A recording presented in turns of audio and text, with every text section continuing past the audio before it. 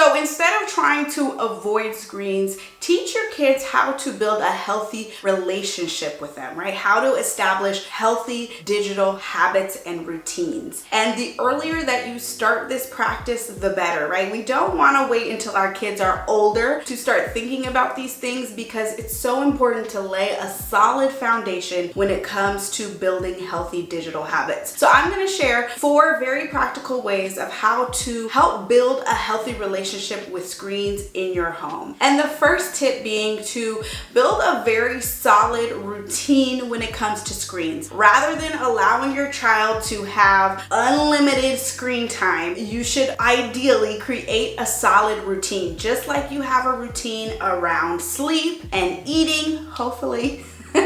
You should have a routine around screen time, and it all kind of flows together, right? I'm not really a fan of having the TV on in the background. I'm not judging you if you do it, but there's no real start and end time if the TV is just always on, right? And so I really feel like the root of kids getting dysregulated, having tantrums, getting upset around screen time is they don't really know when to expect it. It's kind of unpredictable in that way. And so to avoid all of that and to create a healthy relationship with screens, you want to build in a solid routine around them, right? So a solid time during the day, and you get to decide what works best for your family and your schedule, but a solid time of the day when your child can come to expect screen time. So for us, it's in the evenings. It's that time period in between when they come home from school, they've unloaded their backpack, they've kind of decompressed, they've actually showered. We like to do all of that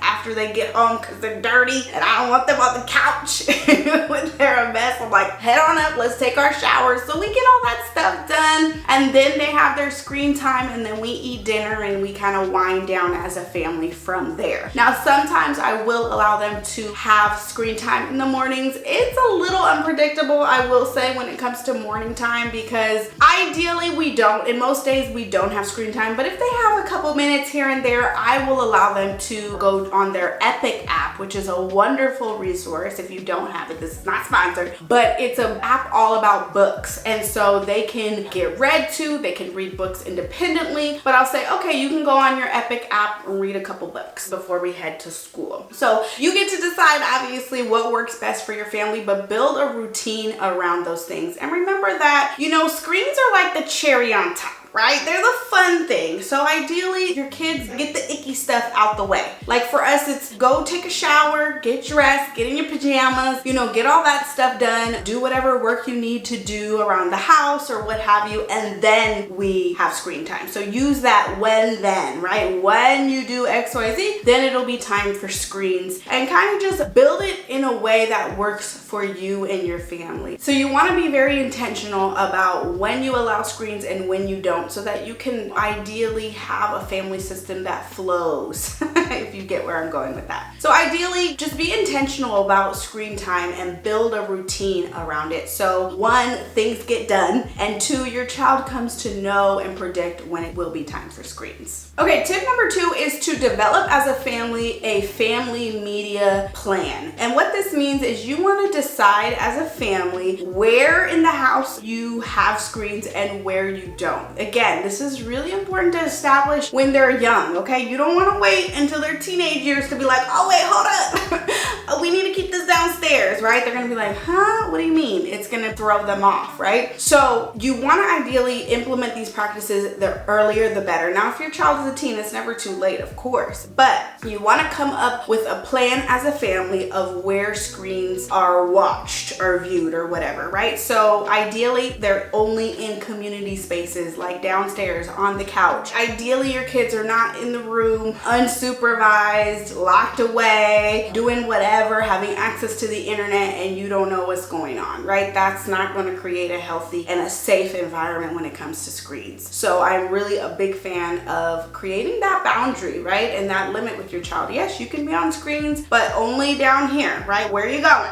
You know what I mean? And it's not to say they never can go in their room with their iPad, but you want to create a culture where it's commonplace that they're downstairs or they're in some kind of community area where you can keep tabs on them of how they're utilizing technology. And again, going back with tip number 1, you also want to create times as a family where there are no screens, like at dinner time or family game night or whatever, right? Like we all put our screens away. I put my screens away, you put your screens away, and this is our time as a family to connect. Now, of course, you can set parental controls to kind of reinforce those boundaries and the times and all of that, but ideally you don't want to be setting those controls without having an honest conversation with your child, right? This is not about secrecy. This is not about dominance and control. This is about creating a healthy environment in which screens are here, right? And they're here to stay. So have these conversations with your child, get their input, make it collaborative. It's not about anybody being in trouble and ooh, right? It's just, hey, this is the plan. What do you think, right? This is what I'm thinking. What are you thinking? Is this gonna work? Let's try it out. Let's do a little trial and error. But ideally, you create a plan together as a family and then you check in regularly. Is it working? Is it not? And over the years, you adjust it as your child grows and develops and things change, your routine changes, and all of that fun stuff.